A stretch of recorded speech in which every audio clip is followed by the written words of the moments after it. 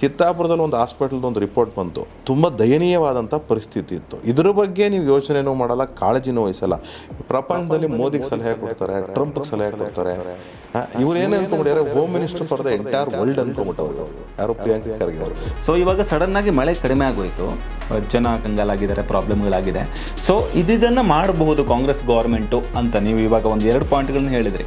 ಸತ್ಯವಾದ ಮಾತು, ಎಲ್ಲದಕ್ಕಿಂತ ಜಾಸ್ತಿ ಹೇಳ್ತೀನಿ. ಇವತ್ತು ಅಗ್ರಿಕಲ್ಚರ್ ಪೋರ್ಟ್ಫೋಲಿಯೋ ಅಂದರೆ ಯಾರಿಗೂ ಬೇಡಪ್ಪ. ಅಗ್ರಿಕಲ್ಚರ್ ಪೋರ್ಟ್ಫೋಲಿಯೋ ಯಾರು ತಗೊಂತಾರ? ನೀವು ಎಲ್ಲರಿಗೂ ಬೆಂಗಳೂರು ಡೆವಲಪ್ಮೆಂಟ್ ಬೇಕು, ಎಲ್ಲರಿಗೂ ಸೋಷಿಯಲ್ ವೆಲ್ಫೇರ್ ಬೇಕು. ಭ್ರಷ್ಟಾಚಾರ ಮಾಡೋಕ್ಕೆ ತುಂಬ ಸುಲಭವಾಗಿರ್ತದೆ. ಕನ್ನಡ ಇಂಗ್ಲೀಷು ಟೈಪಿಂಗ್ಗಳಲ್ಲಿ ಎಷ್ಟೋ ಪ್ರಾಬ್ಲಮ್ ಆಗೋದನ್ನು ನೋಡ್ತಾ ಇದ್ದೀವಿ. ಅಂದರೆ ಮೊನ್ನೆ ಯಾರೋ ಸೋಷಿಯಲ್ ಮೀಡಿಯಾದಲ್ಲೂ ಹೈಲೈಟ್ ಮಾಡಿದ್ರು ಅದನ್ನು, ಮೋಸ್ಟ್ಲಿ ಯಾರೋ ಮಿನಿಸ್ಟ್ರು ಕೂಡ ಟ್ವೀಟ್. ನಾನು ಅಲ್ಲಿ ಟೀಚರ್ ಇಲ್ಲ ಅಂತ ಹೇಳಿದ್ನಲ್ಲ, 6ನೇ ಕ್ಲಾಸಲ್ಲಿ ನಾನು ಪಾಠ ಮಾಡಬೇಕಾಗಿತ್ತು. ಆ ಟೀಚರು ಬೇರೆ ಕೆಲಸಕ್ಕೆ ಹೋಗಿದ್ರು. ಸ್ಪೆಲ್ಲಿಂಗ್ ಮಿಸ್ಟೇಕು ಪರ್ಪಸ್ಫುಲಿ ಮಾಡ್ತಾರೋ ಅಥವಾ ಬರದೇ ಮಾಡ್ತಾರೋ ಎಷ್ಟಾಗ್ತಿದೆ ಅಂತ ಹೇಳಿದ್ರೆ ನಿಜವಾಗ್ಲೂ ದಯನೀಯವಾದಂತಹ ಪರಿಸ್ಥಿತಿ ಇದೆ. ಬಟ್ ಇದಕ್ಕೆಲ್ಲ ನಾವು ಕಾಂಗ್ರೆಸ್ಸನ್ನ ಹೊಣೆ ಇಲ್ಲ, ನಾನು ಇಲ್ಲಿ ಕಾಂಗ್ರೆಸ್ನ ನಾನು ಹೊಣೆ ಮಾಡಲ್ಲ. ಪ್ರತಿ ಸಾರಿ ಏನೋ ಬರ ಬರಲಿ ಅಥವಾ ಗೌರ್ಮೆಂಟ್ ಚೇಂಜ್ ಆಗಲಿ ಇದೆಲ್ಲ ಬಂದಾಗ ಅಂದರೆ ಅಗ್ರಿಕಲ್ಚರ್ ಲೋನ್ ಏನಿದೆ ಅದು ಟರ್ಮ್ ಲೋನ್ ಇರ್ಬೋದು, ಅಂದರೆ ದೀರ್ಘಾವಧಿ ಸಾಲ ಇರ್ಬೋದು, ಅಥವಾ ಕ್ರಾಪ್ ಲೋನ್ ಇರ್ಬೋದು, ಇದು ಮನ್ನಾ ಆಗಬೇಕು ಅಂತ ಬರ್ತಾ ಇದೆ. ಬರ ಇದ್ದಂಥ ವರ್ಷದಲ್ಲಿ ಖಂಡಿತವಾಗ್ಲೂ ಸರ್ಕಾರ ಅದರ ಬಗ್ಗೆ ಖಂಡಿತವಾಗ್ಲೂ ಗಮನ ಹರಿಸಬೇಕು ಮತ್ತು ಮನ್ನಾ ಮಾಡಬೇಕು ಅನ್ನೋದು ನನ್ನ ಪರ್ಸ್ನಲ್ ಅಭಿಪ್ರಾಯ. ನಮ್ಮ ರೈತರಿಗೆ ಸ್ಕಿಲ್ಲಿಂಗ್ ಕಲಿಸ್ತಾ ಇದ್ರೆ, ಸ್ಕಿಲ್ ಡೆವಲಪ್ ಮಾಡದೇ ಇದ್ರೆ, ಇಂಟಿಗ್ರೇಟೆಡ್ ಫಾರ್ಮಿಂಗಿಗೆ ಮತ್ತು ಪಶುಸಂಗೋಪನೆಯನ್ನು ನಾವು ಇಂಟಿಗ್ರೇಟೆಡ್ ಮಾಡದೇ ಇದ್ರೆ, we are going to fail as farming economy and we are going to fail as totally ನಾವು ಫೇಲ್ ಆಗಿಬಿಡ್ತೀವಿ. ನೀವು ರೋಹಿಂಗ್ಯಾಸ್ನ ಮತ್ತು ಬಾಂಗ್ಲಾದೇಶಿ ಮುಸಲ್ಮಾನರನ್ನ ನೀವು ಪಕ್ಕದಲ್ಲಿ ಇಟ್ಕೊಂಡ್ರೆ, ನೀವೇನಾದರೂ ಅಂದ್ಕೊಂಡಿದ್ರೆ ನಮಗೆ ತೊಂದರೆ ಆಗಲ್ಲ ಅಂತ ಹೇಳಿ ಖಂಡಿತವಾಗ್ಲೂ ಹೇಳ್ತಾ ಇದ್ದೀನಿ, ನಿಮಗೆ ಇವತ್ತಲ್ಲ ನಾಳೆ ತೊಂದರೆ ಆಗೇ ಆಗುತ್ತೆ.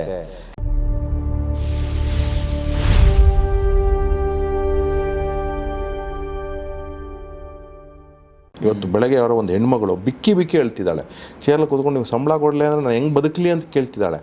ಸಂಬಳ ಕೊಡೋಕ್ಕೆ ನಿಮ್ಮ ಹತ್ರ ದುಡ್ಡಿಲ್ಲ. ಜೊತೆಗೆ ನೀವು ನಿಮ್ಮ ಚಿತ್ತಾಪುರದಲ್ಲಿ ರಿಸಲ್ಟ್ಸ್ ನೋಡಿ, ಹೆಲ್ತ್ ಕೇರ್ ನೋಡಿ.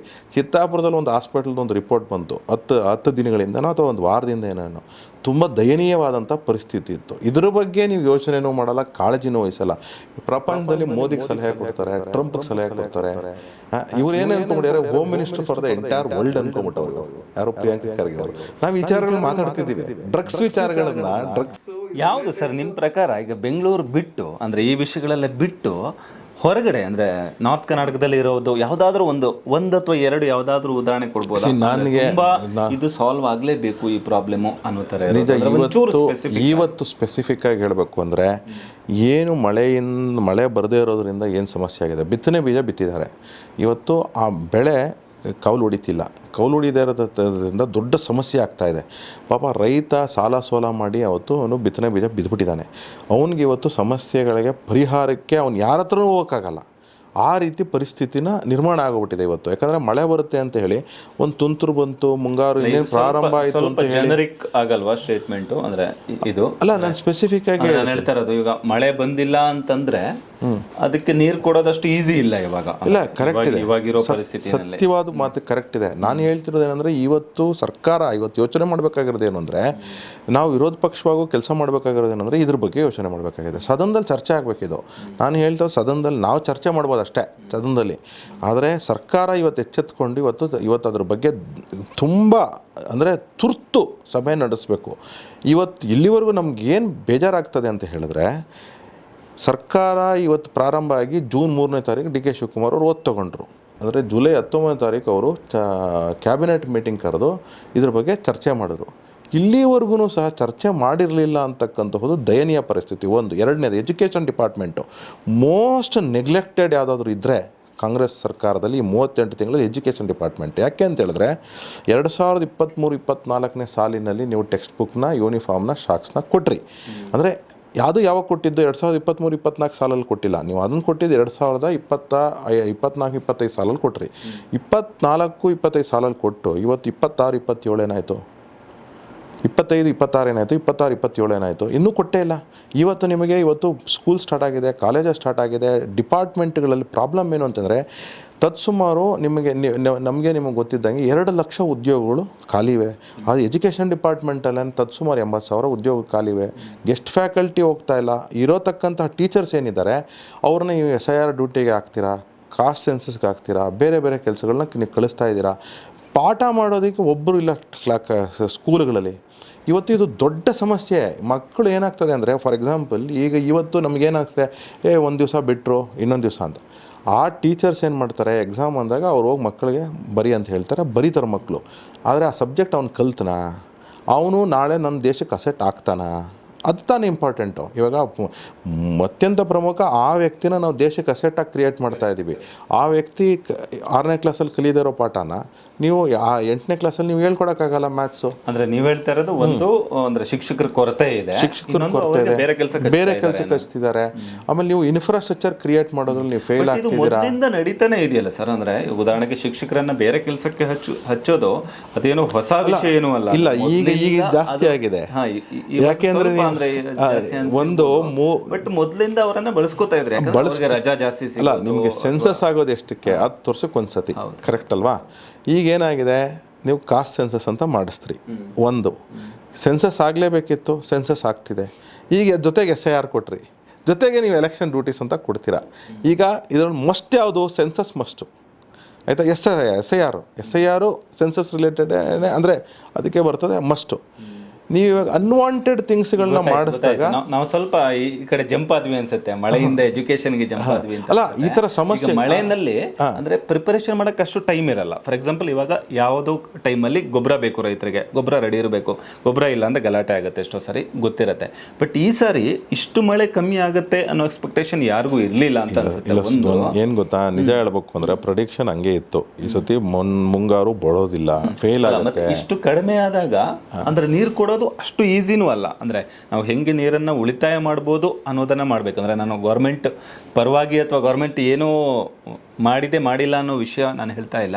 ಬಟ್ ಇದಕ್ಕೆ ಒಂದು ಲಾಂಗ್ ಟರ್ಮ್ ಸೊಲ್ಯೂಷನ್ ಬೇಕಾಗಿರೋದು ಇದಕ್ಕೆ. ಅಂದರೆ ಇಷ್ಟು ಮಳೆ ಕಡಿಮೆ ಆದಾಗ ಅಲ್ಲ, ಅದನ್ನೇನಂದರೆ ನಿಮಗೆ ಆ್ಯಕ್ಚುಲಿ ಈಗ ನಾನು ತಿಳ್ಕೊಂಡಿರಂಗೆ, ನಾನು ಓದ್ಕೊಂಡಿರಂಗೆ ಪ್ರೆಡಿಕ್ಷನ್ಸ್ನ ಮಾಡಬಹುದು. ನಿಮಗೆ ಮಳೆ ಪ್ರಮಾಣನ ಕಡಿಮೆ ಆಗುತ್ತೆ ಅಂತ ಹೇಳಿ ನಾವು ಲಾಸ್ಟ್ ಡಿಸೆಂಬರು ಜಾನ್ವರಿ ತಿಂಗಳಲ್ಲೇ ಸಹ ಮುಂದಿನ ಸಾಲಿನಲ್ಲಿ ಮಳೆ ಕಡಿಮೆ ಇರುತ್ತೆ ಅಂತ ಹೇಳಿ ಓದಿದ್ವಿ, ಪೇಪರ್ಗಳೆಲ್ಲ ಬಂದಿತ್ತು ವರದಿ. ಸರ್ಕಾರದ ಕೆಲಸ ಏನು ಅಂತ ಹೇಳಿದ್ರೆ, ಒಂದು ತಾವು ಮಾಡಬೇಕಾಗಿರೋ ಕೆಲಸನೇ ಆದರೂ ಪ್ರೆಡಿಕ್ಷನ್ ಮಾಡಿದಾಗ ನೀವು ಅದಕ್ಕೊಂದು ಪ್ರಿಕಾಷನರಿ ಮೆಷರ್ ತೊಗೊಬೇಕು. ಹೌದಪ್ಪ, ಕಡಿಮೆನೇ ಆಗೋಯ್ತು, ನಿಂತೋಯ್ತು ಮಳೆ, ಆವಾಗ ಏನು ಮಾಡ್ಬೇಕು ನಾವು? ನಮ್ಮ ಸ್ಟ್ಯಾಂಡ್ ಏನಿರಬೇಕು? ರೈತರಿಗೆ ನಾವು ಅಟ್ಲೀಸ್ಟ್ ನಷ್ಟನ ಕಡಿಮೆ ಮಾಡ್ಕೊಳ್ಳೋದು ಹೆಂಗೆ ಮತ್ತು ಆಲ್ಟರ್ನೇಟಿವ್ನ ಮಾಡ್ಕೊಳ್ಳೋದು ಹೆಂಗೆ ಅಂತ ಹೇಳಿ ಮಾಡಬೇಕು. ಆಮೇಲೆ ಎಲ್ಲದಕ್ಕಿಂತ ಜಾಸ್ತಿ ನಾನು ಹೇಳೋದೇನೆಂದರೆ, ನೀವು ಮಳೆ ಮೇಲೆ ತುಂಬ ನಿರ್ಭರ ಹಾಕ್ಕೊಂಡು ನಾವು ಹೋಗ್ತಾ ಇದ್ದೀವಿ. ನಾವು ಮಾಡ್ತಿರ್ತಕ್ಕಂಥ ಸಮಸ್ಯೆ ಅದಾಗ್ತಿದೆ. ಹೌದು, ಕರೆಕ್ಟು, ಮಳೆ ಬರೋಲ್ಲ. ಆ ಸಾಲಿನಲ್ಲಿ ನಾವು ಬೇರೆ ಪರ್ಯಾಯ ವ್ಯವಸ್ಥೆಗಳನ್ನ ಮಾಡ್ಕೋಬೇಕಲ್ಲ. ಅದಕ್ಕೇನು ಬೇಕು ಅದನ್ನು ನಾನು ಚರ್ಚೆ ಮಾಡಿದೆ. ನೀರು ಹೆಂಗೆ, ಅದಕ್ಕೆ ನೀರು ವ್ಯವಸ್ಥೆ ಮಾಡ್ಕೊಳ್ತೀವಿ. ಅದಕ್ಕೆ ಎಷ್ಟು ನೀರು ಬೇಕೋ ಅಷ್ಟು ವ್ಯವಸ್ಥೆ ಮಾಡ್ತೀವಿ. ಈಗ ನಾನು ಇನ್ಫ್ಯಾಕ್ಟ್ ಮೊನ್ನೆ ಒಂದು TV ಚರ್ಚೆಯಲ್ಲೇ ಮಾತಾಡ್ತಿದ್ವಿ. ಇವತ್ತು ಮೋಸ್ಟ್ ಇಂಪಾರ್ಟೆಂಟ್ ಇವತ್ತು ಏನಾಗಬೇಕಾಗಿದೆ ಅಂದರೆ, ರೈತರಿಗೆ ಒಂದು ಪಟ್ಟಿ ಮಾಡಬೇಕಾಗಿದೆ. ಈಗ ನಾನು ತಾವು ಹೇಳಿದಾಗ ಆರ್ಕಿಟೆಕ್ಚರ್ ಓದಿದ್ದಾನೆ. ನಮ್ಗೆ NBCನಲ್ಲಿ ಕೋಡ್ ಬುಕ್ಕಲ್ಲಿದೆ. NBC ನ್ಯಾಷನಲ್ ಬಿಲ್ಡಿಂಗ್ ಕೋಡ್ ಅಂತ ಇದೆ. ಅದರಲ್ಲಿ ನಮಗೆ ಫಾರ್ ಎಕ್ಸಾಂಪಲ್ ನಾನು ಮಿಡ್ಲ್ ಕ್ಲಾಸ್ ವ್ಯಕ್ತಿ, ಅಂದರೆ ಮಿಡ್ಲ್ ಕ್ಲಾಸ್ನ ಲೈಫ್ ಸ್ಟೈಲ್ ಇರ್ತಕ್ಕಂಥ ವ್ಯಕ್ತಿ ಆದರೆ ನನಗೆ 125 litres to 135 litres per person per day ಅಂತ ಹೇಳ್ತೇವೆ, ಉಪಯೋಗ ಆಗ್ತಕ್ಕಂಥ. ಹೈ ಎಂಡ್ HIG ಅಥವಾ HNI ಸಿಕ್ಕಿದ್ರೆ ಅವ್ರಿಗೆ ನಾವು 185 ಲೀಟರ್ಸ್ ಕ್ಯಾಲ್ಕುಲೇಟ್ ಮಾಡ್ತೇವೆ.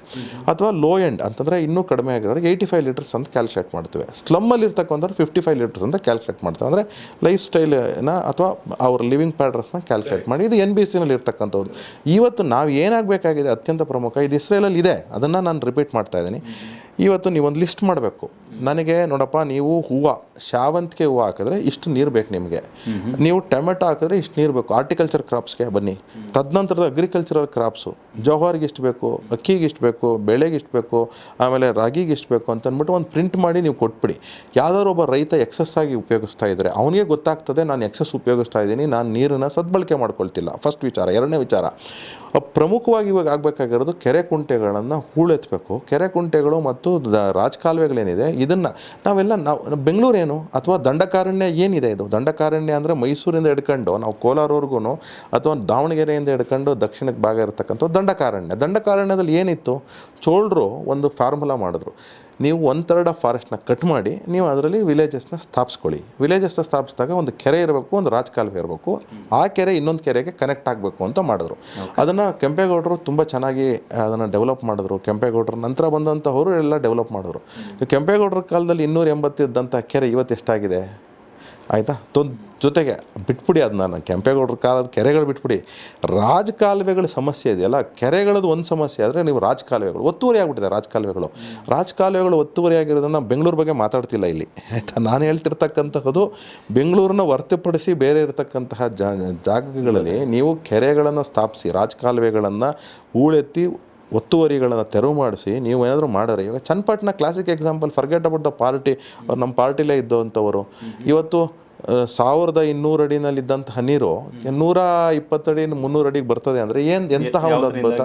ಈ ಕೆರೆಗೆ ನೀರು ತುಂಬಿಸಿರೋದ್ರಿಂದ, ಕೆರೆಗೆ ನೀರು ತುಂಬಿಸಿ ನೀವು ರಾಜಕಾಲುವೆಗಳನ್ನ ಸಂರಕ್ಷಣೆ ಮಾಡಿರ್ತಕ್ಕಂಥ ಕೆಲಸ ತುಂಬ ಒಳ್ಳೆ ಕೆಲಸ. ನೀವೊಂದು 2 ಸ್ಪೆಸಿಫಿಕ್ ಪಾಯಿಂಟ್ಗಳನ್ನ ಹೇಳಿದ್ರಿ, ಅಂದರೆ ನಾನು ಅದನ್ನೇ ಕೇಳೋಣ ಅಂತ ಅಂದ್ಕೊಂಡೆ. ಅಂದರೆ ಯಾವಾಗಲೂ ಅಂದರೆ ಯಾವುದೇ ಕಂಪ್ನಿನಲ್ಲೆಲ್ಲ ಈಗ ಬಾಸ್ಗೆ ಹೋಗಿ ಹೇಳುವಾಗ ಅಂದರೆ we should go with solutions also ಅಂತ ಹೇಳ್ತಾರೆ. ಅಂದರೆ ಯಾವಾಗಲೂ ಪ್ರಾಬ್ಲಮ್ ಜೊತೆ ಹೋದರೆ ಇಷ್ಟ ಆಗಲ್ಲ. ಸೊ ಇವಾಗ ಸಡನ್ನಾಗಿ ಮಳೆ ಕಡಿಮೆ ಆಗೋಯ್ತು, ಜನ ಕಂಗಾಲಾಗಿದ್ದಾರೆ, ಪ್ರಾಬ್ಲಮ್ಗಳಾಗಿದೆ. ಸೊ ಇದನ್ನು ಮಾಡಬಹುದು ಕಾಂಗ್ರೆಸ್ ಗೌರ್ಮೆಂಟು ಅಂತ ನೀವು ಇವಾಗ ಒಂದು 2 ಪಾಯಿಂಟ್ಗಳನ್ನ ಹೇಳಿದ್ರಿ. ಆ ಥರ ಒಂದು ಲಿಸ್ಟ್ ಮಾಡಿದ್ರೆ, ಅಥವಾ ನಾವು ಈಗ ಗೌರ್ಮೆಂಟಲ್ಲಿ ಇದ್ದಿದ್ರೆ, BJP ಅವರು ಇದ್ದಿದ್ರೆ ನಾವು ಇದನ್ನು ಮಾಡ್ತಾ ಇದ್ವಿ. ಯಾಕಂದರೆ ಇದು ಸ್ವಲ್ಪ ಅನ್ಎಕ್ಸ್ಪೆಕ್ಟೆಡ್ ಇದೆ. ಸೊ ಇಷ್ಟು ಕೆಲಸಗಳನ್ನ ಮಾಡಿದ್ರೆ ನಾವು ಇದನ್ನು ಕರೆಕ್ಟ್ ಮಾಡ್ಬೋದು. ಇವಾಗ ಇದೇ ಬೆಳೆಗಳನ್ನು ಬೆಳೆಸಬೇಕು ಅನ್ನೋದು ಎಗೇನ್ ಅದು ಅಷ್ಟು ಈಸಿ ಅಲ್ಲ, ಹೇಳಿದಷ್ಟು ರೈತರು ಶಿಫ್ಟ್ ಆಗೋದು ಎಲ್ಲನೂ ತುಂಬ ಚಾಲೆಂಜಿಂಗೇ ಇದೆ. ಬಟ್ ಈ ಥರದ ಒಂದು 10 ಪಾಯಿಂಟ್ಗಳನ್ನು BJP ಮಾಡಿಕೊಟ್ರೆ ಅದು ಹೆಚ್ಚು ಜನಕ್ಕೆ ರೀಚ್ ಆಗುತ್ತೇನೋ ಅಂತ ಅನಿಸ್ತಿದೆ ನನಗೆ. ಸತ್ಯವಾದ ಮಾತು. ಎಲ್ಲದಕ್ಕಿಂತ ಜಾಸ್ತಿ ಹೇಳ್ತೀನಿ, ಇವತ್ತು ಅಗ್ರಿಕಲ್ಚರ್ ಪೋರ್ಟ್ಫೋಲಿಯೋ ಅಂದರೆ ಯಾರಿಗೂ ಬೇಡಪ್ಪ. ಅಗ್ರಿಕಲ್ಚರ್ ಪೋರ್ಟ್ಫೋಲಿಯೋ ಯಾರು ತಗೊತಾರ? ನೀವು ಯೋಚನೆ, ಎಲ್ಲರಿಗೂ ಬೆಂಗಳೂರು ಡೆವಲಪ್ಮೆಂಟ್ ಬೇಕು, ಎಲ್ಲರಿಗೂ ಸೋಷಲ್ ವೆಲ್ಫೇರ್ ಬೇಕು, ಭ್ರಷ್ಟಾಚಾರ ಮಾಡೋಕ್ಕೆ ಇನ್ನೊಂದು ತುಂಬ ಸುಲಭ ಆಗಿರ್ತದೆ ಅಂತ. ಅಗ್ರಿಕಲ್ಚರ್ಲಿ ಏನಾಗಿದೆ ಅಂತ ಹೇಳಿದ್ರೆ, ಫಂಡ್ ಇದ್ರೂ ಸಹ ಜನಕ್ಕೆ ಏನು ಕೆಲಸ ಮಾಡಬೇಕು ಅಂತ ಗೊತ್ತಾಗ್ತಾ ಇಲ್ಲ. ಇವತ್ತು ನಿಜ ಹೇಳಬೇಕು ಅಂದರೆ ಅಗ್ರಿಕಲ್ಚರ್ ಪೋರ್ಟ್ಫೋಲಿಯೋದಲ್ಲಿ ತುಂಬ ಕೆಲಸಗಳಿದೆ. ಫಾರ್ಮ್ ಸಬ್ಸಿಡಿ ಕೊಡ್ತೀವಿ, ಎಕ್ವಿಪ್ಮೆಂಟ್ ಸಬ್ಸಿಡಿ ಕೊಡ್ತೀವಿ, ಇದು ಒಂದು ಕಡೆಗೆ. ನಿಮಗೆ ಅದಕ್ಕೊಂದು ನೀವು ಏನೊಂದು ಹುಂಡಿ ಮಾಡ್ಕೊಂಡ್ರಿ, ಅದು ಒಂದು ಹಗರಣದ ಸ್ಕೀಮ್ ಆಯಿತು. ಆದರೆ ಎಲ್ಲದಕ್ಕಿಂತ ಜಾಸ್ತಿ ಆಗಬೇಕಾಗಿರೋದೇನೆಂದರೆ, ನಿಜವಾಗ್ಲೂ ರೈತರಿಗೆ ಇವತ್ತು AI ಟೆಕ್ನಾಲಜಿ ಇದೆ, ಆಮೇಲೆ ಅಗ್ರಿಕಲ್ಚರ್ ಆಫೀಸರ್ಸ್ ಇದ್ದಾರೆ, ಡ್ರೋನ್ ಇದೆ. ಈ ಮೂರನ್ನು ಲಿಂಕ್ ಮಾಡಿಬಿಡಿ ನೀವು. AI ಟೆಕ್ನಾಲಜಿ, ಡ್ರೋನು ಲಿಂಕ್ ಮಾಡಿ, ಅಗ್ರಿಕಲ್ಚರ್ ಆಫೀಸರ್ ಲಿಂಕ್ ಮಾಡಿ. ಅಗ್ರಿಕಲ್ಚರ್ ಆಫೀಸರ್ದು ಡೇಟಾ ಕರೆಕ್ಟಾಗಿದ್ದರೆ ನಾವು ಏನೇನು ಹೇಳ್ತಾ ಇದ್ದೀವಿ ಎಲ್ಲವೂ ಸಹ ಸುಲಭ ಆಗಿಬಿಡ್ತದೆ.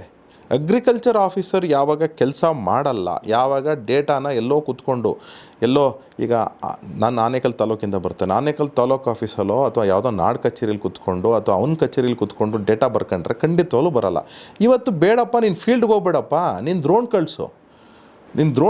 ಡ್ರೋನ್ ಆ ವಿಷಯದಲ್ಲಿ ತುಂಬಾ ಡೆವಲಪ್ಮೆಂಟ್ಸ್ ಆಗಿದೆ ಅಂತ ಅನ್ಸಲ್ವಾ ಸರ್ ನಿಮಗೆ? ಖಂಡಿತವಾಗ್ಲೂ ಹೇಳ್ತಾ ಇದ್ದೀನಿ. ನಾನು ನೋಡ್ದಂಗೆ ಸರ್ವೆ ಇರ್ಬೋದು, ಅಥವಾ ಕಂದಾಯ ಇಲಾಖೆ ಅಂದರೆ ರೆವಿನ್ಯೂ ಡಿಪಾರ್ಟ್ಮೆಂಟಲ್ಲಿ ಒಂದಷ್ಟು ಡಿಜಿಟಲೈಸೇಷನ್ಗಳು ಆಗಿರೋದು, ಅಂದರೆ ಕೃಷ್ಣ ಬೈರೇಗೌಡರು ಇದ್ದಾಗ ಆಗಿರೋದು ಎಲ್ಲನೂ ಒಂದು ಸ್ವಲ್ಪ ವ್ಯತ್ಯಾಸ ಆಗಿದೆ ಅನ್ಸುತ್ತೆ. ಉದಾಹರಣೆಗೆ ಇವಾಗ ಕ್ರಾಪ್ ಇನ್ಶೂರೆನ್ಸ್ ವಿಷಯದಲ್ಲಿ ಇರ್ಬೋದು, ಇವಾಗ ಮೊದಲಿನಷ್ಟು ಈಸಿ ಇಲ್ಲ. ಅಂದರೆ ಕೇಂದ್ರ ಸರ್ಕಾರ ಕೊಡ್ತಾ ಇರೋ ಕ್ರಾಪ್ ಇನ್ಶೂರೆನ್ಸ್ ಕೂಡ ಅಂದರೆ ಪರ್ಟಿಕ್ಯುಲರ್ ಬೆಳೆಗಳನ್ನು ಫೋಟೋ ತೆಗಿಬೇಕು, ಹಾಕಬೇಕು, ಆ್ಯಪ್ಗಳಿಗೆ ಅಪ್ಲೋಡ್ ಮಾಡಬೇಕು, ಡಿಜಿಟೈಸ್ ಆಗಿದೆ ಅಂತ ಅನ್ಸುತ್ತೆ.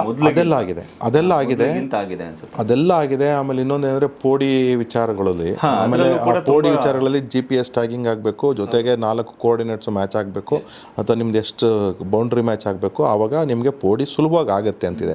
ಬಟ್ ಆದರೆ ನಿಜ ಹೇಳಬೇಕು ಅಂತಂದರೆ ಅದು ಆಗ್ತಾ ಇಲ್ಲ. ನಾನು ಇನ್ನೊಂದು ಸಜೆಷನ್ ಇತ್ತು, ಒಬ್ಬ ಹಿರಿಯ ಅಧಿಕಾರಿಗೆ, ಆವತ್ತಿನ ರೆವಿನ್ಯೂ ಸೆಕ್ರೆಟರಿಗೆ ಇತ್ತು, ನಂದು ರೆವಿನ್ಯೂ ಪ್ರಿನ್ಸಿಪಲ್ ಸೆಕ್ರೆಟರಿಗೆ ಇತ್ತು. ಏನು ಅಂದರೆ, ಸರ್ ನೀವು ತುರ್ತಾಗಿ ಅದನ್ನು ಒಂದು ಪ್ರಾಜೆಕ್ಟ್ ಥರ ಮಾಡಬೇಕು, ಅಭಿಯಾನದ ಥರ ಮಾಡಬೇಕು. ಯಾಕೆ ಅಂತ ಹೇಳಿದ್ರೆ, ನೀವು ರೆಗ್ಯುಲರ್ ಡಿಪಾರ್ಟ್ಮೆಂಟಲ್ಲಿ ಕೆಲಸ ಮಾಡ್ತಿರ್ತಕ್ಕಂತಹ ಜನಕ್ಕೆ ನಾವು ರೆಗ್ಯುಲರಾಗಿ ಹೋದರೆ ಅವನು ಎಲೆಕ್ಷನ್ ಕೆಲಸ ಮಾಡ್ತಾನೆ ರೆವಿನ್ಯೂ ಡಿಪಾರ್ಟ್ಮೆಂಟನು, ಅಥವಾ ನಮ್ಮ ರೆಗ್ಯುಲರ್ ಕೆಲಸಗಳು ಮಾಡ್ಕೊಡ್ತಾನೆ, ಅಥವಾ ನಿಮ್ಮ ಪೋಡಿ ಮಾಡ್ಕೊಡ್ತಾನೆ, ಅಥವಾ ಸರ್ವೆ ಮಾಡ್ಕೊಡ್ತಾನೆ, ಅಥವಾ ಏನು ಮಾಡ್ಕೊಡ್ತಾನೆ, ಖಂಡಿತವಾಗ್ಲೂ ಕಷ್ಟ ಆಗ್ತದೆ ಸರ್ ಅದು. ಅದರಿಂದಾಗಿ ಸರ್ವಶಿಕ್ಷಣ ಅಭಿಯಾನ ಅಂತ ಏನು ಮಾಡಿದ್ರಿ, ಮಕ್ಕಳನ್ನು ಇವತ್ತು ಲಿಟ್ರಸಿ ರೇಟ್ ಜಾಸ್ತಿ ಆಗಿರೋ ಸರ್ವಶಿಕ್ಷಣ ಅಭಿಯಾನದಿಂದ ಆಯಿತಾ. ಏನಕ್ಕೆ ಅಂದರೆ ಅವರು ಮಕ್ಕಳನ್ನ ಕರ್ಕೊಂಬರ್ತಕ್ಕಂಥ ಕೆಲಸ ಮಾಡಿದ್ರು, ಮಕ್ಕಳಿಗೆ ಯಾವ ರೀತಿ ಪಾಠವನ್ನು ಹೇಳ್ಕೊಡ್ಬೇಕು ಅಂತಕ್ಕಂಥ ಒಂದು ಅಭಿಯಾನದ ರೀತಿ ಆಯಿತು. ಈಗಲೂ ಅಷ್ಟೇ ನೀವು ಸರ್ವೆ ಅಭಿಯಾನ ಅಂತ ಮಾಡಿದ್ರೆ ನೀವು ಅಥವಾ ಡಿಜಿಟಲ್ ಸರ್ವೆ ಅಭಿಯಾನ ಅಂತ ಮಾಡಿ ರಿಟೈರ್ಡ್ ಆಫೀಸರ್ಸ್ನ ನೀವು ತತ್ಸುಮಾರು ಒಂದು 60% ಹಾಕ್ಕೊಂಡು ಸರ್ವಿಂಗ್ ಆಫೀಸರ್ಸ್ನ ಒಂದು 20% ಹಾಕ್ಕೊಂಡು ಇನ್ನು 20% ಕನ್ಸಲ್ಟೆಂಟ್ಸ್ನ ಅಂದರೆ ಹೊರಗಡೆಯವ್ರನ್ನ ಔಟ್ಸೋರ್ಸವ್ರನ್ನ ಹಾಕ್ಕೊಂಡ್ರೆ ಖಂಡಿತವಾಗ್ಲೂ ಸಹ ಇದೊಂದು ಅಭಿಯಾನ ಥರ ಒಂದು 5 ವರ್ಷನೋ 10 ವರ್ಷದೋ ಪ್ರಾಜೆಕ್ಟು ಮಾಡಿ ಸಪ್ರೇಟಾಗಿ ಫಂಡ್ ಮಾಡಿ, ಅಥವಾ ಯಾರು ನೀವು ಭೂಮಿ ಈಗ ಸರ್ವೆ ನಂಗೆ ಬೇಕಾಗಿದೆಪ್ಪ, ನಂಗೆ ಸರ್ವೆ ಬೇಕಾಗಿದೆ ನನ್ನ ಹತ್ರನೇ ಚಾರ್ಜ್ ಮಾಡಿ, ತೊಂದರೆ ಇಲ್ಲ ಈ ಡಿಪಾರ್ಟ್ಮೆಂಟ್ ಫಂಡ್ ಮಾಡೋಕ್ಕೆ, ಆವಾಗ ಕೆಲಸ ತುರಂತಾಗಿ ಆಗುತ್ತೆ ಅಂತ. ಬಟ್ ಏನಾಗಿದೆ, ಫಾರ್ಮುಲಾ ಇದೆ ಬಟ್ ಈಗ ಈ ಖಾತಾಗಳು ಅಂದ್ರೆ ಈ ಖಾತಾಗಳು ತುಂಬಾ ಹಿಂದೆ ಇರ್ಲಿಲ್ಲ.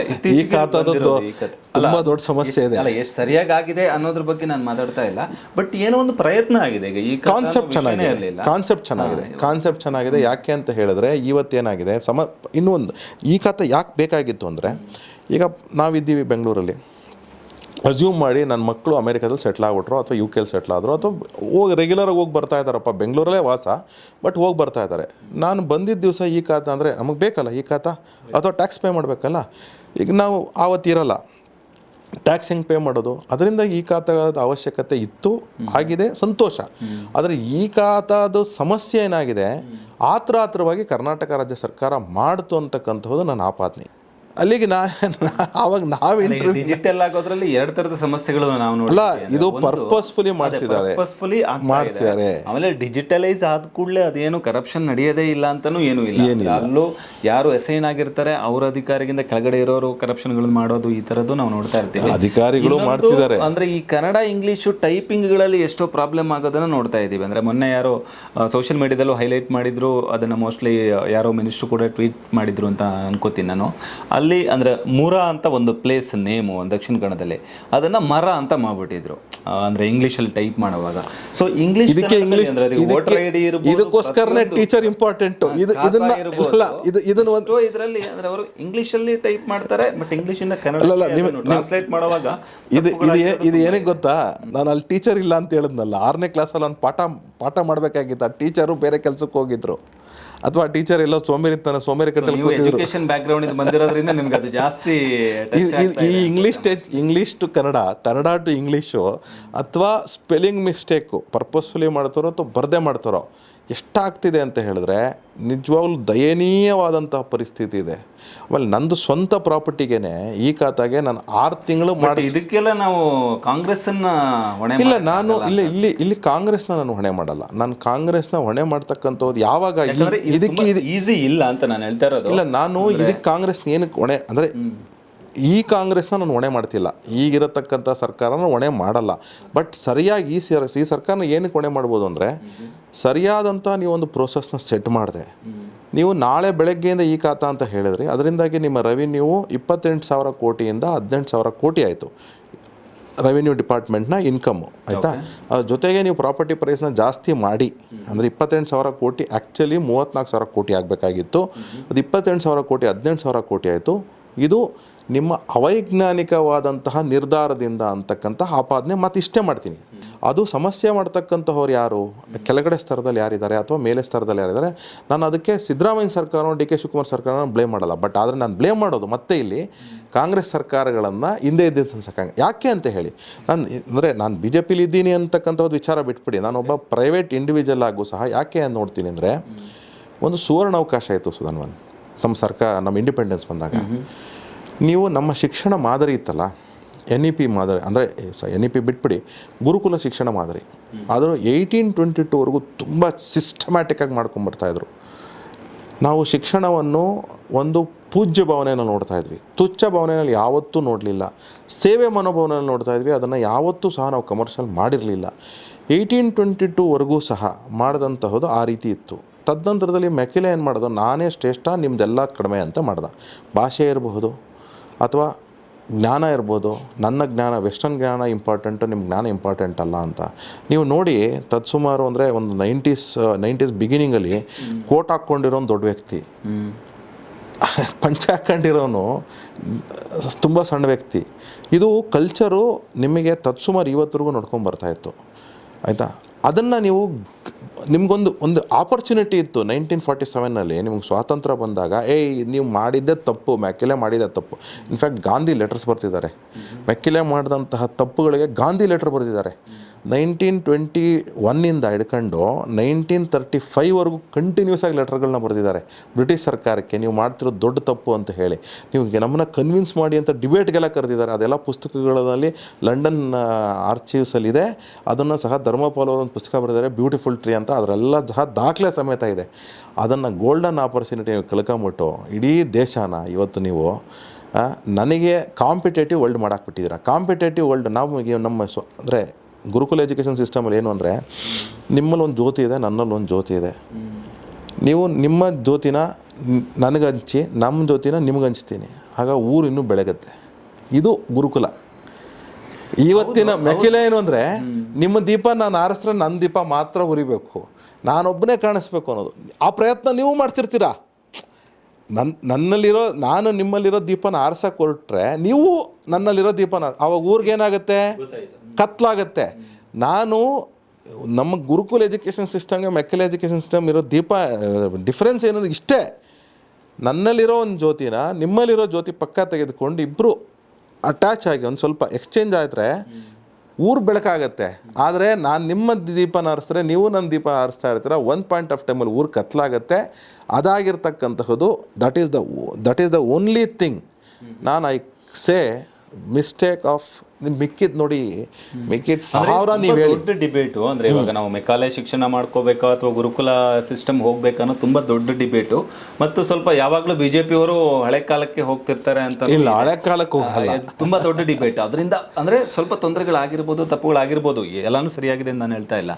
ಬಟ್ ಎಜುಕೇಷನ್ ಸಿಸ್ಟಮ್ ಆಗಲಿ ಅಥವಾ ನಮ್ಮ ಸಮಾಜ ಆಗಲಿ ಅಷ್ಟೊಂದು ಕೆಟ್ಟೋಗಿದೆಯಾ ಅಂದರೆ ಬಿಕಾಸ್ ಆಫ್ ಆ ಒಂದು ಎಜುಕೇಷನ್ ಸಿಸ್ಟಮಿಂದ ನಾವು ತುಂಬ ಕಳ್ಕೊಂಡ್ಬಿಟ್ಟಿದ್ದೀವಿ ಅನ್ನೋ ಥರ ಇದೆಯಾ? ಹಂಗೇನು ಅನಿಸಲ್ಲಪ್ಪ ನೋಡಿ. ಒಂದು ತುಂಬ ಕಳ್ಕೊಂಡ್ಬಿಟ್ಟಿದ್ದೀವಿ ಅಂತ ಖಂಡಿತವಾಗ್ಲೂ ಇಲ್ಲ. ಯಾಕಂದ್ರೆ ಇಂಡಿಯಾ ಈಗ ಪೋಸ್ಟ್ ಇಂಡಿಪೆಂಡೆನ್ಸ್ ಡೆವಲಪ್ ಅಂತೂ ಆಗಿದೆ. ನೀವು ಒಂದು 60s to 70s ಅಲ್ಲಿ ನೋಡಿದ್ರೆ ಅವಾಗ ಏನು ಬಡತನ ಇತ್ತು, ಡೆವಲಪ್ಮೆಂಟ್ ಅಂದ್ರೆ ಏನು ಅನ್ನೋದ್ರ ಮೇಲೆ ಇಲ್ಲ. ಡೆವಲಪ್ಮೆಂಟ್ ಅಂದ್ರೆ ಏನಂತೂ ಆಗಿದೆ ಇಲ್ಲ. ಡೆವಲಪ್ಮೆಂಟ್ ಅನ್ನೋ ಪ್ಯಾರಾಮೀಟರ್ನ ನೀವು ಒಂದು ಇನ್ಫ್ರಾಸ್ಟ್ರಕ್ಚರಲ್ಲಿ ನಾನು ಲೆಕ್ಕ ಹಾಕಲ್ಲ. ನಾನು ಡೆವಲಪ್ಮೆಂಟ್ ಅಂದರೆ ಏನು ಅಂದರೆ, ನನ್ನ ಭಾರತೀಯ ಅತೆಗೆ ನಾನು ವ್ಯಾಲ್ಯೂ ಆ್ಯಡ್ ಮಾಡ್ತಾ ಇದ್ದೀನ ಅನ್ನೋದು ನನ್ನ ಇದು. ಫಾರ್ ಎಕ್ಸಾಂಪಲ್, ಭಾರತೀಯತೆ ಅಂದರೆ ಏನು? ಭಾರತೀಯತೆ ಅಂತ ಹೇಳಿದ್ರೆ ನಾವು we were ruling the world not because of anything else, only because of our ಜ್ಞಾನ. ಇವತ್ತು ಫಾರ್ ಎಕ್ಸಾಂಪಲ್ ನಾವು ಅಮೇರಿಕನ್ ನಂಬರ್ 1 ಅಂತ ಏನಕ್ಕೆ ಹೇಳ್ತೇವೆ? ಚೈನಾನೂ ಅನ್ನಲ್ಲ ನಾವು ಇವತ್ತು, ಅಮೇರಿಕನ್ ನಂಬರ್ 1 ಅಂತೀವಿ. ಏನಕ್ಕೆ? Because top universities are there, top professors are there ಅಂತ ಅಂದ್ಬಿಟ್ಟು ಅಷ್ಟೇ. ಅದೇ ರೀತಿ ಟಾಪ್ ಕಂಪನಿಗಳು ಅಫ್ಕೋರ್ಸ್ ಅದು ಇದ್ದಾಗ ತಾನೇ ಬರ್ತಾರೆ ಅವರು. ಇವಾಗ ಟಾಪ್ ರಿಸೋರ್ಸ್ ಸಿಗುತ್ತೆ ಅಂದರೆ, ಬೆಂಗಳೂರಲ್ಲಿ ಏನಕ್ಕೆ ಐ ಟಿ ಸ್ಥಾಪನೆ ಆಯಿತು? ನಾವು ಅದ್ರ ಬಗ್ಗೆ ಒಂದು ರಿಸರ್ಚ್ ಮಾಡಿದ್ದೇವೆ.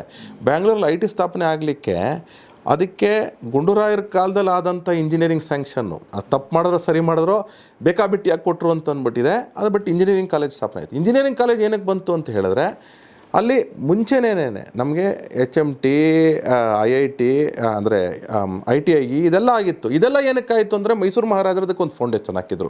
ಮೈಸೂರು ಮಹಾರಾಜರ ಫೌಂಡೇಶನ್ ಏನಕ್ಕೆ ಹಾಕಿದ್ರು ಅಂತ ಹೇಳಿದ್ರೆ, ಬ್ರಿಟಿಷರ್ಸು ಇದು ಚೆನ್ನಾಗಿದೆಯಪ್ಪ ಅಂತ ಹೇಳಿ all intellectuals were coming in Bangalore. ಇದಕ್ಕೆಲ್ಲನೂ ಒಂದು ಬೇಸ್ ಅಂದರೆ ಒಟ್ಟಿನಲ್ಲಿ ಏನು ಅಂತ ಹೇಳಿದ್ರೆ, ಹಾಗೆ ತಾನೇ ಅಮೇರಿಕಾ.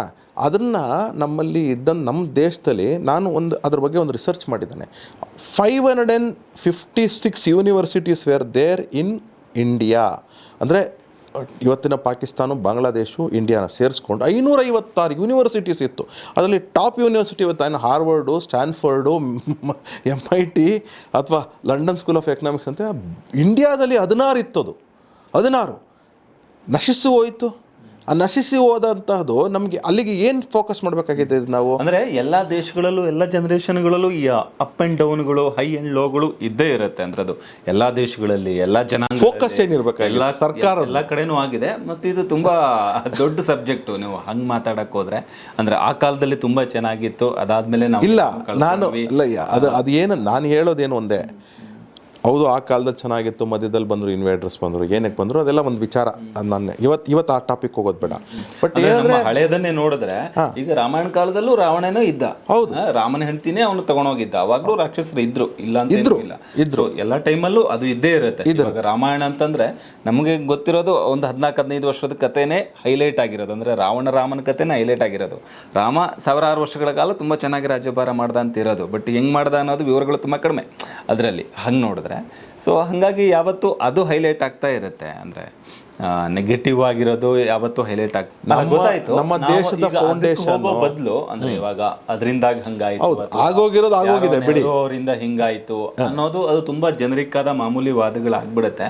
ಅದನ್ನ ಬಿಟ್ಟು ಇವಾಗ ಹೆಂಗ್ ಸರಿ ಮಾಡೋದು, ಮತ್ತೆ ಇವಾಗ ನಾವೇನೋ ಪ್ರತ್ಯೇಕವಾಗಿ ಇರೋಕ್ಕಾಗಲ್ಲ. ಇವಾಗ ಅಂದ್ರೆ ನಾವೇನೋ ಎಲ್ಲರ ಜೊತೆ ಕನೆಕ್ಷನ್ ಇಲ್ಲದೆ ಹಂಗಿರ್ತೀವಿ ಅಂತ ಹೇಳಕ್ಕಾಗಲ್ಲ. ಅಂದ್ರೆ ಯಾವಾಗ ನಾವು ಗ್ಲೋಬಲೈಸೇಷನ್ ಆಯಿತು, ನಾವು ಎಲ್ಲರಿಗೂ ಓಪನ್ ಆಗಿದ್ದೀವಿ, ಇವಾಗ ನಮ್ದೇನೋ ಸಪ್ರೇಟು, ನಾವು ಎಲ್ಲರಿಗಿಂತ ತುಂಬ ಬೇರೆ ಅಂತ ಬದುಕಕ್ಕೆ ತುಂಬ ಕಷ್ಟ ಇದೆ ಇವಾಗಿನ ಜನರೇಷನಲ್ಲಿ ಮತ್ತು ಇವಾಗಿನ globe is A village. So ಹಾಗಾಗಿ ಅದೇ ಆ ಥರ ಆಗಿದೆ ಇವಾಗ. ಅಂದರೆ ಪ್ರಪಂಚ ಹಂಗಿದೆ, ಒಂದಕ್ಕೊಂದು ಕನೆಕ್ಟೆಡ್ ಆಗಿದೆ.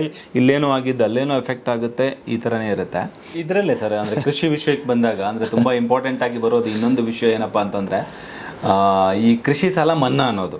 ಅಂದ್ರೆ ಈಗ ಕರ್ನಾಟಕದಲ್ಲಿ ಕುಮಾರಸ್ವಾಮಿ ಅವ್ರ ಗೌರ್ಮೆಂಟ್ ಇದ್ದಾಗ ತುಂಬ ದೊಡ್ಡ ಮೊತ್ತನ ಮನ್ನಾ ಮಾಡಿದ್ರು. ಸುಮಾರು 2 ಲಕ್ಷ ತನಕನೂ ಒಂದ್ಸರಿ ಮನ್ನಾ ಆಗಿತ್ತು. ಪ್ರತಿ ಸಾರಿ ಏನೋ ಬರ ಬರಲಿ ಅಥವಾ ಗೌರ್ಮೆಂಟ್ ಚೇಂಜ್ ಆಗಲಿ ಇದೆಲ್ಲ ಬಂದಾಗ ರೈತರ ಅಂದರೆ ಅಗ್ರಿಕಲ್ಚರ್ ಲೋನ್ ಏನಿದೆ ಅದು ಟರ್ಮ್ ಲೋನ್ ಇರ್ಬೋದು, ಅಂದರೆ ದೀರ್ಘಾವಧಿ ಸಾಲ ಇರ್ಬೋದು, ಅಥವಾ ಕ್ರಾಪ್ ಲೋನ್ ಇರ್ಬೋದು, ಇದು ಮನ್ನಾ ಆಗಬೇಕು ಅಂತ ಬರ್ತಾ ಇದೆ. ಮೋಸ್ಟ್ಲಿ ಬಹುಶಃ ಅಶೋಕ್ ಅವರು ಕೂಡ ಅದ್ರ ಬಗ್ಗೆ ಒಂದ್ಸರಿ ಮಾತಾಡಿದ್ರು ಅನ್ಸುತ್ತೆ ಮೊನ್ನೆ, ಬರ ಇದೆ ಮನ್ನಾ ಆಗಬೇಕು ಅಂತ. ಇದ್ರ ಬಗ್ಗೆ ಏನು ಅನ್ಸುತ್ತೆ ಸರ್? ಅಂದರೆ ಅದು ತುಂಬ ಹೆಲ್ಪ್ ಆಗುತ್ತೆ ಅಂತ ಅನ್ಸುತ್ತಾ, ಅಥವಾ ಕೃಷಿ ಸಾಲ ಮನ್ನಾ ಬರ ಇದ್ದಾಗ ಅದರಿಂದ ಇದ್ರ ಮೇಲೆ ತುಂಬ ಪ್ರಾಬ್ಲಮ್ ಚೆಕ್ಕರ್ ಮೇಲೆ ಬೊರೆ ಬೀಳುತ್ತೆ. ಬರ ಇದ್ದಂಥ ವರ್ಷದಲ್ಲಿ ಖಂಡಿತವಾಗ್ಲೂ ಸರ್ಕಾರ ಅದ್ರ ಬಗ್ಗೆ ಖಂಡಿತವಾಗ್ಲೂ ಗಮನ ಹರಿಸ್ಬೇಕು ಮತ್ತು ಮನ್ನಾ ಮಾಡಬೇಕು ಅನ್ನೋದು ನನ್ನ ಪರ್ಸ್ನಲ್ ಅಭಿಪ್ರಾಯ. ಸೊ ಯಾರು ಏನೇ ಹೇಳಿದ್ರು ಸಹ ಬರ ಇದ್ದಂಥ ಈ ವರ್ಷ ಬರ ಇದೆ ಅದರಿಂದಾಗಿ, ಬಟ್ ಅದಕ್ಕೋಸ್ಕರನೇ ಕಾಯ್ಕೊಂಡಿರ್ತಾರಲ್ಲ ರೈತರುಗಳು ಮನ್ನಾ ಆಗಲಿ ಅಂತೇಳಿ, ಅದು ಒಳ್ಳೆಯ ಅಭ್ಯಾಸ ಅಲ್ಲ. ಯಾಕೆಂದರೆ ಎಕಾನಮಿ ಶುಡ್ ಬಿ ಎಕಾನಮಿ. ಅದನ್ನು ನಾವು ನಾನು ಬೇರೆ ಏನೋ ಮಾಡ್ತೀನಿ ಅಂತ ಹೇಳಿ ಮೇಯ್ನ್ ಸೋರ್ಸ್ಗೆ ಕಲ್ಲಾಕ್ಬಾರ್ದು. ಸೊ ಮನ್ನಾ ಮಾಡ್ತಕ್ಕಂಥದ್ದು ಖಂಡಿತವಾಗ್ಲೂ ಸ್ವಾಗತಾರ್ಹ. ಯಾವಾಗ ನೀವು ಡ್ರಾಟ್ ಇಯರ್ ಆದಾಗ ಅಥವಾ ಅನಾವೃಷ್ಟಿ ಆದಾಗ ಅದ್ರ ಬದಲು ನೀವು ಕ್ರಾಪ್ ಇನ್ಶೂರೆನ್ಸ್ ಏನಿದೆಯಲ್ಲ, ಕ್ರಾಪ್ ಇನ್ಶೂರೆನ್ಸ್ಗಳಿಗೆ ನೀವು ಒತ್ತು ಕೊಟ್ಟು ನೀವು ಮಾಡಿ. ಒಬ್ಬ ರೈತ ಫೇಲ್ ಆದರೆ ಅದಕ್ಕೆ ಮಾಡಿ. ಬಟ್ ಎಲ್ಲದಕ್ಕಿಂತ ಜಾಸ್ತಿ ನಾನು ಹೇಳ್ತಾ ಇದ್ದೀನಿ, ನೀವು ನಮ್ಮ ರೈತರಿಗೆ ಸ್ಕಿಲ್ಲಿಂಗ್ ಕಲಿಸ್ತಾ ಇದ್ದರೆ, ಸ್ಕಿಲ್ ಡೆವಲಪ್ ಮಾಡದೇ ಇದ್ದರೆ, ಇಂಟಿಗ್ರೇಟೆಡ್ ಫಾರ್ಮಿಂಗಿಗೆ ಮತ್ತು ಪಶುಸಂಗೋಪನೆಯನ್ನು ನಾವು ಇಂಟಿಗ್ರೇಟೆಡ್ ಮಾಡದೇ ಇದ್ದರೆ, we are going to fail as farming economy and we are going to fail as totally ನಾವು ಫೇಲ್ ಆಗಿಬಿಡ್ತೀವಿ. ಸೊ SIR ಈಗ ತುಂಬ ಜೋರಾಗಿ ಇಲ್ಲಿ ನಡೀತಾ ಇದೆ, ಬೇರೆ ಬೇರೆ ಕಡೆ ನಡೀತಾ ಇದೆ. ಈಗ ಬೇರೆ ರಾಜ್ಯಗಳಲ್ಲೂ ಕೂಡ ನಡೀತು, ಎಲ್ಲೆಲ್ಲಿ ನಡೀತು ಅಲ್ಲೆಲ್ಲ BJP ಗೆದ್ದಿರೋ ಉದಾಹರಣೆನೂ ಇದೆ. ಇಲ್ಲಿ ಸ್ವಲ್ಪ ಯಾಕೋ BJP ಭಯ ಪಟ್ಕೊಳ್ತಾ ಇದೆ SIR ಬಗ್ಗೆ ಅನ್ನೋ ಥರ ಏನಾದರೂ ಅನ್ನಿಸ್ತಾ ಇದೆಯಾ? ಯಾಕಂದರೆ ಅದೇನೋ ಪಬ್ಲಿಕ್ ಪ್ಲೇಸ್ಗಳಲ್ಲಿ ನಡೆಸ್ತಾ ಇದ್ದಾರೆ, ಮದ್ರಸಾಗಳಲ್ಲಿ ಮಾಡ್ತಿದ್ದಾರೆ ಅಂತೆಲ್ಲ BJPಯಿಂದ ಆರೋಪಗಳು ಬರ್ತಾ ಇತ್ತು. ಮತ್ತು ಕಾಂಗ್ರೆಸ್ ಅವರು ತುಂಬ ಸ್ಟ್ರಾಂಗ್ ಆಗಿ ಒಂದು ಟೀಮ್ ಕಟ್ಕೊಂಡು ಈ SIR ಯಶಸ್ವಿ ಆಗಬೇಕು, ಚೆನ್ನಾಗಿ ಆಗಬೇಕು ಅಂತ ಫೈಟ್ ಮಾಡ್ತಾ ಇದ್ದಾರೆ ಅನ್ನೋ ಥರದ ಒಂದು ಭಾವನೆನೂ ಇದೆ. ಇದರಲ್ಲಿ ಏನಾದರೂ ಏನು ಅನಿಸುತ್ತೆ ನಮಗೆ SIR ನಡೀತಾ ಇರೋದು ನಮಗೆ ಕರ್ನಾಟಕದಲ್ಲಿ ಸ್ಪೆಷಲಿ? ನಮಗೆ ಖಂಡಿತವಾಗ್ಲೂ ಸಹ ನಾವು ಯಾವುದೋ ರೀತಿ ಭಯಪಟ್ಟಿದ್ದಲ್ಲ. ನಮ್ಮದೇನು ಅಂದರೆ, ನೀವು ಕಾನೂನಲ್ಲಿ ಏನಿದೆ ಅದನ್ನು ಮೀರಿ ಮಾಡ್ತಾ ಇದ್ದೀರಾ ಅಂತ ಹೇಳಿ. ಫಾರ್ ಎಕ್ಸಾಂಪಲ್ SIR ಮಾಡೋದು, ನೀವು ಮನೆಗೆ ಹೋಗಬೇಕು, ಎಲ್ಲಿ ಅವ್ರು ಏನೇ ಮನೆ ತೋರಿಸಿರಲಿ ಸ್ಲಮ್ಗೆ ಹೋಗೋಕ್ಕಾಗಲ್ಲ ಅಂತ BK ಹರಿಪ್ರಸಾದ್ ಹೇಳ್ತಾರೆ. ಅಲ್ಲಿಗೆ ನೀವು ಸ್ಲಮ್ನ ಲಾಕ್ ಮಾಡಿ ಜೈಲ್ ಮಾಡಿಬಿಟ್ಟಿದ್ದೀರಾ. ನೀವು ಎಷ್ಟೇ ದೂರ ಇರಲಿ ನೀವು ಅಲ್ಲಿ ಹೋಗಲೇಬೇಕು. ಆ ಮನೆಗೆ ನೀವು ಹೋಗಬೇಕು. ಅವ್ರು ನೀರಲ್ಲಿದೆಯೋ ಬೆಟ್ಟದಲ್ಲಿದೆಯೋ ಗೊತ್ತಿಲ್ಲ, ಅವ್ರ ಮನೆಗೆ ಹೋಗ್ಬೇಕು. ಮನೆಗೆ ಹೋದಾಗ ನೀವು ಅಲ್ಲಿ ನೋಡಬೇಕು. ಆವಾಗ ನೀವು ಅಪ್ಲಿಕೇಶನ್ ಕೊಡಬೇಕು. ಆಮೇಲೆ ಅಪ್ಲಿಕೇಶನ್ ಕೊಟ್ಟು ಅಲ್ಲಿ ಅವ್ರಿಗೇನಾದ್ರು ಬರೀಲಿಲ್ಲ ಅಂದರೆ ನೀವೇ ಬರ್ಕೋಬೇಕು. ಅವರೇ ಬರ್ಕೊಡ್ಬೇಕು, ಇಲ್ಲ ನೀವೇ ಬರ್ಕೊಬೇಕು. 2ನೇ ಸತಿಗೆ 3ನೇ ಸತಿಗೆ ಹೋಗ್ಬಿಟ್ಟು ಕಲೆಕ್ಟ್ ಮಾಡ್ಕೊಂಬರ್ಬೇಕು. 3 ಬಾರಿ ನೀವು ಮನೆಗೆ ಹೋಗಿ ಅಂತ ಹೇಳಿರೋದು. ಅದರಿಂದಾಗಿ ನಿಮಗೆ ಸೋರ್ಸ್ ಕೊಟ್ಟಿರೋದು 59,000 ಬೂತಲ್ಲಿ 59,000 ನಿಮಗೆ ಸೋರ್ಸ್ ಕೊಟ್ಟಿರ್ತಕ್ಕಂಥದ್ದು. ಆಮೇಲೆ ಅಷ್ಟೇ BLAಗಳನ್ನೂ ಸಹ ಕೊಟ್ಟಿದ್ದಾರೆ. ಅಂದರೆ ಎಲ್ಲ ಪಕ್ಷಗಳಿಂದನೂ ಕೊಟ್ಟಿದ್ದಾರೆ. ನೀವು ಅದನ್ನು ಹೋಗ್ಬಿಟ್ಟು ನಾವು ಮನೆಗೆ ಹೋಗೋಕ್ಕಾಗಲ್ಲ, ಅದರಿಂದ ಮದ್ರಸಾಗಳು ಕರಿತಾ ಇದ್ದೀವಿ, ಅದರಿಂದಾಗಿ ನಾವು ಮಸೀದಿಗಳಲ್ಲಿ ಕರಿತಾ ಇದ್ದೀವಿ, ಅದರಿಂದಾಗಿ ನಾವು ಚೌಲ್ಟ್ರಿಗಳಲ್ಲಿ ಕರಿತಾ ಇದ್ದೀವಿ ಅಂತಕ್ಕಂಥದ್ದು ಕಾನೂನಲ್ಲಿ ಅದಕ್ಕೆ ಪ್ರಾವಿಷನ್ ಇದೆಯಾ? First point. ಸೆಕೆಂಡ್ ಪಾಯಿಂಟು, ನಮಗೆ ಇವತ್ತು ಸಮಸ್ಯೆ ಏನು ಬಂದಿದೆ ಕಾಂಗ್ರೆಸ್ ಪಾರ್ಟಿಯಿಂದ ಅಂತ ಹೇಳಿದ್ರೆ, PRC ಅಂತಕ್ಕಂಥದ್ದು ಏನಿದೆ? ಪರ್ಮನೆಂಟ್ ರೆಸಿಡೆನ್ಷಿಯಲ್ ಇದಂತಕ್ಕಂಥದ್ದು ಏನದು, ಎಲ್ಲಿಂದ ಬಂತದು? ನೀವು ಉದಾಹರಣೆಗೆ ಅದು ಏನು SIR ಸ್ಟಾರ್ಟ್ ಆಗಿನ ಒಂದು ದಿವಸ ಮುಂಚೆ ನೀವು ಆರ್ಡಿನೆನ್ಸ್ ಮಾಡ್ತೀರಾ, ಅದಕ್ಕೆ ನಾವು PRCಗಳನ್ನ ಕೊಡ್ತೀವಿ ಅಂತ. Who are you to give PRC? ನೀವು ಇರ್ತಕ್ಕಂಥದ್ದು ನಿಮ್ಗೆ ಅಧಿಕಾರ ಇರೋದೇನು ಡಾಮಿನಿಸೈಲ್ ಸರ್ಟಿಫಿಕೇಟ್ ಕೊಡಬೇಕು. ಡಾಮಿನಿಸೈಲ್ ಸರ್ಟಿಫಿಕೇಟ್ ಯಾವಾಗ ಕೊಡ್ತೀರಾ ನೀವು? ಈಗ ನಾನು ಇವತ್ತು ಬೆಳಗ್ಗೆ ಯಾರಿಗೋ ಒಬ್ರಿಗೆ ಹೇಳ್ತಾ ಇದ್ದೆ, ನನ್ನ ಫ್ರೆಂಡ್, ನನ್ನ ಕ್ಲಾಸ್ಮೇಟ್ ಒಬ್ಬರು ಮಲಯಾಳಿ, ಅವ್ರದ್ದು ಬೆಂಗಳೂರಲ್ಲೇ ಹುಟ್ಟಿದ್ದು, ಬೆಂಗಳೂರಲ್ಲೇ ಬೆಳೆದಿದ್ದು ಆಕೆ. ಅವ್ರ ತಂದೆ ತಾಯಿ ಯಾವುದೋ ಅಂದರೆ ಅವ್ರ ತಾತ ಅಜ್ಜಿ ಮೈಗ್ರೇಟ್ ಮಾಡಿರೋ, ಅವ್ರ ತಂದೆ ತಾಯಿ ಬೇರೆ ಎಲ್ಲೋ ಫ್ರಾನ್ಸಲ್ಲಿದ್ದರು, ಮತ್ತು ಬಂದರು, ಅವರು ಬೆಂಗಳೂರಲ್ಲೇ ಇದ್ದರು. ಇವ್ರು ಹುಟ್ಟಿದ್ದು ಬೆಳೆದಿದ್ದಲ್ಲ ಬೆಂಗಳೂರಲ್ಲೇ. ಇವರು ಮದರ್ ಟಂಗ್ ಏನಿತ್ತು ಮಲಯಾಳಂ ಅಂತಿದ್ದಕ್ಕೆ, ಅದರಿಂದಾಗಿ ನಿಮಗೆ ಡಾಮಿನಿಸೈಲ್ ಸರ್ಟಿಫಿಕೇಟ್ ಬೇಕು ಅಂತ ಹೇಳಿದ್ದಾರೆ. ಇವ್ರು ಸ್ಟಡೀಡ್ ಅಂದರೆ ನಾವು ಆರ್ಕಿಟೆಕ್ಚರ್ ಸೇರ್ಕೊಳ್ಬೇಕಾದ್ರೆ ಅಟ್ಲೀಸ್ಟ್ ಆವತ್ತು 12 + 2 14 ವರ್ಷ ವ್ಯಾಸಂಗ ಮಾಡಿರ್ತಾರೆ. ಡಾಮಿನಿಸೈಲ್ ಸರ್ಟಿಫಿಕೇಟ್ ಬೇಕು ಅಂತ ಮಾಡಿಸ್ಕೊಂಬಂದ್ರು ಅವರು. ಅಂಥವ್ರಿಗೆ ಡಾಮಿನಿಸೈಲ್ ಸರ್ಟಿಫಿಕೇಟ್ ಕೊಡೋದಕ್ಕೆ ಪ್ರಾವಿಷನ್ ಕರ್ನಾಟಕ ಸರ್ಕಾರದಲ್ಲಿ ಇದೆ, ಅಂದರೆ ಎಲ್ಲ ರಾಜ್ಯ ಸರ್ಕಾರಗಳಲ್ಲೂ ಇದೆ. PRC ಅಂತಕ್ಕಂಥದ್ದು ಏನಂದರೆ ವೆಸ್ಟ್ ಬೆಂಗಾಲಲ್ಲಿ 1952-53ನಲ್ಲಿ ಸ್ಟಾರ್ಟ್ ಆಗಿದೆ. ಏನಕ್ಕೆ ಅಂದರೆ ಬಾಂಗ್ಲಾದೇಶಿಂದ, ಅಂದರೆ ಅವತ್ತು ಪಾಕಿಸ್ತಾನದಿಂದ ಬಂದಂಥವ್ರಿಗೆ ಜನಕ್ಕೆ, ಅವ್ರಿಗೆ ಹಿಂದೂಗಳು ಬಂದರು ಅಥವಾ ಬೇರೆಯವ್ರು ಬಂದರು, ಅಂದರೆ ಹಿಂದೂಗಳು ಮ್ಯಾಕ್ಸಿಮಮ್ ಜನ. ನನ್ನ ಕ್ಲಾಸ್ಮೇಟ್ ಇನ್ನೊಬ್ಬ ನನ್ನ ಕ್ಲಾಸ್ಮೇಟ್, ಅವರು ಕುಟುಂಬ ಆವತ್ತೇ ಬಂದರು ಪಾರ್ಟಿಷನ್ ಟೈಮಲ್ಲಿ ಬಂದಾಗ ಇವ್ರ ತಂದೆಗೆ ಆಗ ಇನ್ನೂ ತುಂಬ ಸಣ್ಣ ವಯಸ್ಸು.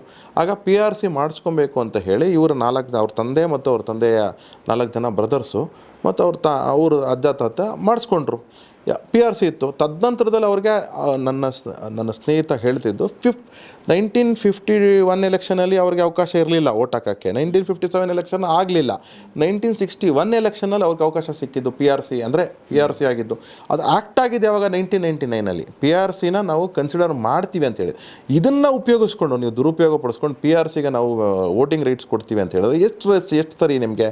ನಮ್ಮಲ್ಲಿ ಯಾವುದೋ ಒಂದು ರಾಜ್ಯದಲ್ಲಿ, ಅಂದರೆ ಫಾರ್ ಎಕ್ಸಾಂಪಲ್ ವೆಸ್ಟ್ ಬೆಂಗಾಲಲ್ಲಿ, ಅಸ್ಸಾಮಲ್ಲಿ ಅಥವಾ ಪಂಜಾಬಲ್ಲಿ ಇರ್ತಕ್ಕಂಥ ಸಮಸ್ಯೆನ ನೀವು ಇಡೀ ದೇಶಕ್ಕೆ ನಾವು ವ್ಯಾಪಿಸ್ಬಿಡ್ತೀವಿ, ಅಲ್ಲೇನೋ ಒಂದು ಲಾ ಆಗಿದೆ ಇಲ್ಲೂ ಒಂದು ಲಾ ಮಾಡ್ತೀವಿ, ಆಗಲ್ಲ ಅದು. ಕ್ಲೋಸ್ ಫ್ರೆಂಡು ನನ್ನ ಇನ್ಫ್ಯಾಕ್ಟ್ ರೂಮ್ಮೇಟ್ ಅನ್ಕೊಳ್ಳಿ, ನಾನು ಪೋಸ್ಟ್ ಗ್ರ್ಯಾಜುಯೇಷನ್ ಮಾಡೋ ಟೈಮಲ್ಲಿ ಅವನು ಇವತ್ತು ಈಸಿನೇ ಗೌರ್ಮೆಂಟ್ ಡಿಪಾರ್ಟ್ಮೆಂಟ್ PWD ಇದ್ದಾನೆ, ಈಸನ್ ಲೈಕ್ ಸೂಪರ್ಡೆಂಟ್ ಇಂಜಿನಿಯರ್. ಈಗ ಅವನು ಕೆಲಸಕ್ಕೆ ಸೇರ್ಕೊಂಡ ಸಂದರ್ಭ, ಅವನು 2003-04ರಲ್ಲಿ ಅವ್ನು ಕೆಲಸಕ್ಕೆ ಸೇರ್ಕೊತಾನೆ. ಆಮೇಲೆ ಅವ್ನು ನನಗೆ ಒಂದು ಸತಿ ಫೋನ್ ಮಾಡಿದ್ದ, ನಿಂಗೆ ಒಂದು ಕತೆ ಹೇಳ್ತೀನಿ, ಸ್ವಾರಸ್ಯ ಕತೆ ಅಂತ ಹೇಳಿ. ಏನಂದರೆ, ಒಬ್ಬ ಬಾಂಗ್ಲಾದೇಶಿ ಮುಸಲ್ಮಾನ ಬರ್ತಾನೆ ಇಲ್ಲಿಗೆ, ಅಸ್ಸಾಂಗೆ. ತರುಣ್ ಗೊಗೊಯ್ ಸರ್ಕಾರ ಇದ್ದಾಗ ಬಂದಾಗ ಅಲ್ಲಿ ಒಬ್ಬ ಮುಸ್ಲಿಂ, ಅವನ ಹೆಸರು ಅಹಮದ್ ಅಂತಿರುತ್ತೆ, ಇವನ ಹೆಸರು ಅಹಮದ್ನೇ ಹುಡ್ಕೊಂಡು ಹೋಗ್ತಾನೆ. ನೋಡಿ ಡೇಟಾ ಎಷ್ಟು ಚೆನ್ನಾಗಿ ಕೊಟ್ಟಿದ್ರು ಅಂತ ಹೇಳಿ. ಆ ಅಹಮದ್ನೇ ಹುಡ್ಕೊಂಡು ಹೋಗ್ತಾನೆ. ಅಹಮದ್ಗೆ ಹೇಳ್ತಾನೆ, ನೀನು ನನ್ನ ತಮ್ಮ ಅಂತ ಸ್ವೀಕರಿಸು ಅಂತ ಹೇಳಿ. ಅವನು ಸ್ವೀಕರಿಸಿದ್ರೆ ಓಕೆ, ಸ್ವೀಕರಿಸಿಲ್ಲ ಅಂದರೆ ರಾತ್ರೋರಾತ್ರಿ ಅವ್ನು ಕೊಲೆ ಆಗುತ್ತೆ. ರಾತ್ರೋರಾತ್ರಿ ಅವ್ನು ಕೊಲೆ ಆಗಿ ಅವನ ಹೆಂಡತಿ ಹತ್ರ ಹೋಗ್ತಾನೆ, ನೀನು ನನ್ನ ಹೆಂಡತಿ ಗಂಡನಾಗಿ ಸ್ವೀಕರಿಸು, ಇಲ್ಲಾಂದರೆ ಅವಳು ಸ್ವೀಕರಿಸಿದ್ರೆ ಪರವಾಗಿಲ್ಲ, ಇಲ್ಲಾಂದರೆ ಅವಳು ಕೊಲೆ. ಮಕ್ಕಳು ಸೇಮ್ 16,000 ಜನ ಸತ್ತಿದ್ದಾರೆ ಅಂತ ಹೇಳಿ ಅಂದರೆ ಇವತ್ತಿನ ಅರ್ನಬ್ ಗೋಸ್ವಾಮಿ ಆವತ್ತು ಬೇರೆ ಯಾವುದೋ ಒಂದು ಚಾನಲ್ ಇದ್ದಾಗ ಆವತ್ತು ಇದನ್ನು ಓಪನ್ ಇದರಲ್ಲಿ ಹೇಳ್ತಾರೆ. ಏನೂ ಆ್ಯಕ್ಷನ್ ಆಗಲಿಲ್ಲ.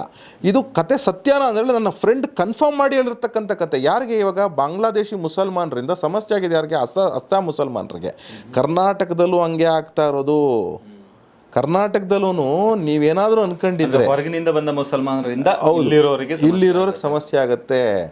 ನೀವು ವೆಸ್ಟ್ ಬೆಂಗಾಲ್ ಮುಸಲ್ಮಾನರಲ್ಲ, ನೀವು ರೋಹಿಂಗ್ಯಾಸ್ನ ಮತ್ತು ಬಾಂಗ್ಲಾದೇಶಿ ಮುಸಲ್ಮಾನರನ್ನ ನೀವು ಪಕ್ಕದಲ್ಲಿ ಇಟ್ಕೊಂಡ್ರೆ, ನೀವೇನಾದರೂ ಅಂದ್ಕೊಂಡಿದ್ರೆ ನಮಗೆ ತೊಂದರೆ ಆಗಲ್ಲ ಅಂತ ಹೇಳಿ ಖಂಡಿತವಾಗ್ಲೂ ಹೇಳ್ತಾ ಇದ್ದೀನಿ, ನಿಮಗೆ ಇವತ್ತಲ್ಲ ನಾಳೆ ತೊಂದರೆ ಆಗೇ ಆಗತ್ತೆ. ಅದು ಕಟ್ಟಿಟ್ಟ ಬುತ್ತಿ. ಯಾಕಂದರೆ ಯಾರೂ ಸಹ ನಿಮಗೆ ನಿಮ್ಮ ಪಕ್ಕದಲ್ಲಿರೋವಂಥ, ಈಗ ನಾವು ಮುಸಲ್ಮಾನರ ಏರಿಯಾದಲ್ಲಿದ್ವಿ, ಅಣ್ಣ ತಮ್ಮಂದ್ರಂತಿದ್ವಿ. ಎಕ್ಸೆಪ್ಟ್ ಫಾರ್ ಪಾಕಿಸ್ತಾನ್ ಜಿಂದಾಬಾದ್ ಅನ್ನೋದು ಬಿಟ್ಟರೆ ನಾವು ಬಾಯ್ಚಾರ ಇತ್ತು. ನನಗೆ ಬೇಸರ ಆಗ್ತಿದ್ದು, ಪಾಕಿಸ್ತಾನ ಇಂಡಿಯಾ ಮ್ಯಾಚ್ ನಡೀತಿರ್ಬೇಕಾದ್ರೆ ಅವ್ರು ಪಾಕಿಸ್ತಾನ್ ಜಿಂದಾಬಾದ್ ಅನ್ನೋರು, ಪಾಕಿಸ್ತಾನ್ ಗೆದ್ದರೆ ಖುಷಿ ಪಡೋರು. ಅದೊಂದು ಬೇಸರ ಬಿಟ್ಟರೆ ನಾವೆಲ್ಲದರಲ್ಲೂ ಚೆನ್ನಾಗಿದ್ವಿ, ಸಮಸ್ಯೆಯಲ್ಲೂ ಇರಲಿಲ್ಲ. ಆಯಿತಾ? ಅಂದರೆ ಯೋಚನೆ ಮಾಡಬೇಕಾಗಿರ್ತಕ್ಕಂತಹದ್ದು ನಮ್ಮ ಮುಸಲ್ಮಾನರು ಇದ್ರ ಬಗ್ಗೆ. ಅದಕ್ಕೆ PRCನ ನಾವು ವಿರೋಧಿಸ್ತಾ ಇದ್ದೇವೆ. SIRಲ್ಲಿ ನಮ್ಮದು ಯಾವುದೇ ರೀತಿ ಆತಂಕ ಇಲ್ಲ. SIRದ ನಮ್ಮದು ಸ್ಪಷ್ಟತೆ ಇದೆ. ನೀವು ಪ್ರತಿಯೊಬ್ಬರೂ ಸಹ SIR ಆಗಬೇಕು, ಮನೆಗೆ ಹೋಗಬೇಕು, ಅವ್ರ ಟ್ರ್ಯಾಕ್ ಆಗಬೇಕು, ಅವ್ರ ಅಕಸ್ಮಾತ್ ಆಮೇಲೆ ಒಂದೇ ಓಟ್ ಇರಬೇಕು ಒಬ್ಬನಿಗೆ. ಒಂದು ರೋಣಾದಲ್ಲಿ ನಮಗೆ ಲೈವ್ ಎಕ್ಸಾಂಪಲಲ್ಲಿ ಒಬ್ಬೊಂದು 17 ಓಟ್ ಇದೆ. ಯಾಕಿರಬೇಕು ಒಂದು 17 ಓಟು? ಅವನಿಗೇನು ಸ್ಪೆಷಲ್ ಟ್ರೀಟ್ಮೆಂಟು?